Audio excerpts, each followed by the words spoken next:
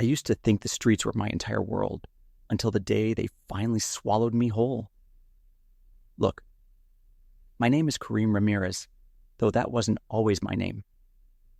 I am 36 years old, a father now, a husband, a man trying every single day to unlearn the shadows I once chose. And I guess the reason I am sitting here in front of you is because there was a time in my life when I believed I was too far gone to ever come back. But Allah can pull you out of places even you thought were permanent. I grew up in a neighborhood where the soundtrack was sirens, arguments, and the low hum of people just trying to survive. There was love in my home, but it came mixed with fear. My mother worked 2 jobs, barely slept, barely breathed. My father wasn't there enough to set any example besides absence. As a kid, I was always watching the older boys on the block. They had confidence, respect, air around them that said, "Don't mess with me." And when you come from a place where people step on you without even seeing you, that kind of respect feels like oxygen. I remember being 12 years old, standing outside the corner store, and one of the older guys slapped a few dollars into my hand and said, "Hold this for me." That was the moment. One tiny choice that didn't feel like a choice. Because inside, I was tired of feeling small. I was tired of waiting for someone to protect me.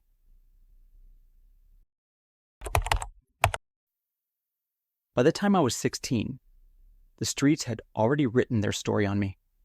Look, it wasn't glamorous. People lie when they talk about that life like it's some kind of movie. There is no glory in watching your friends bleed. There is no honor in pretending you are numb. There is no pride in feeling like every day might be the last one you see.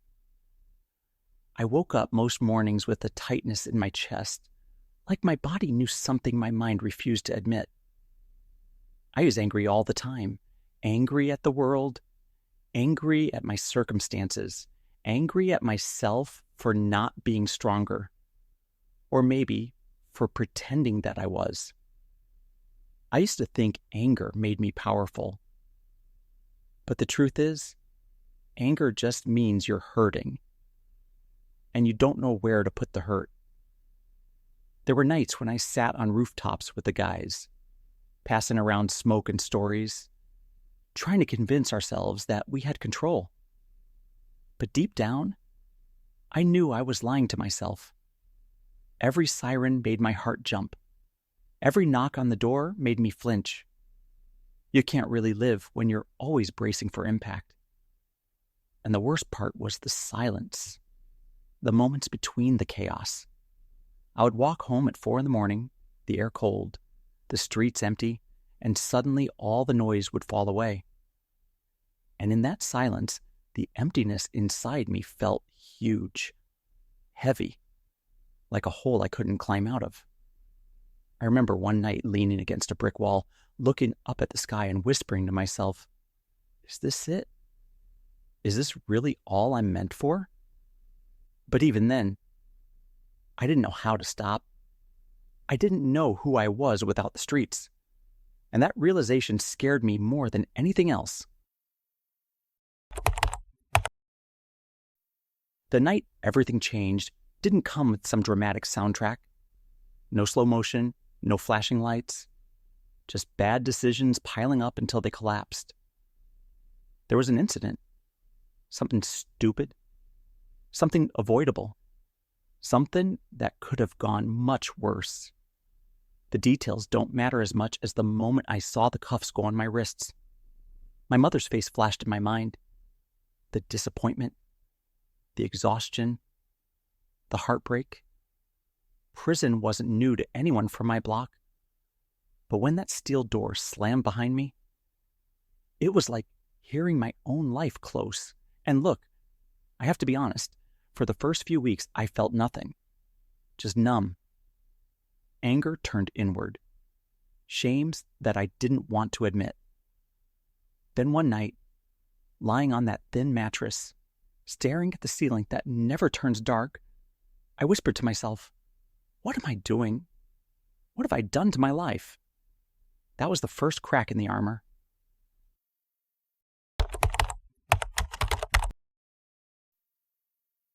There's an older brother inside, quiet guy, always reading. The type of man you don't notice unless you're looking for someone stable. He saw me spiraling and didn't preach to me. He just sat next to me one day at chow and said, "You look tired, brother." And I don't know why, but that broke me.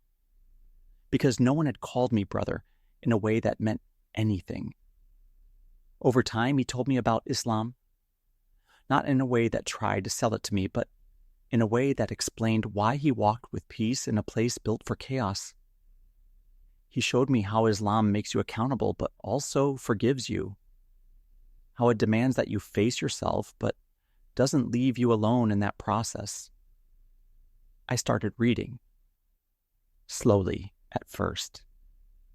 Half the time, I didn't understand the Arabic terms, but I understood the feeling. The first time I heard Surah Maryam, I cried. Not loud, not dramatic, just quiet tears that fell before I even knew why. And then one day, after months of learning, months of trying to see myself differently, I stood in that tiny room they called the chapel. The brother stood beside me. My hands were shaking. I said the words, "There is no God but Allah, and Muhammad is his messenger." And for a moment I will remember until I leave this world. It felt like someone untied a rope that had been around my throat for years.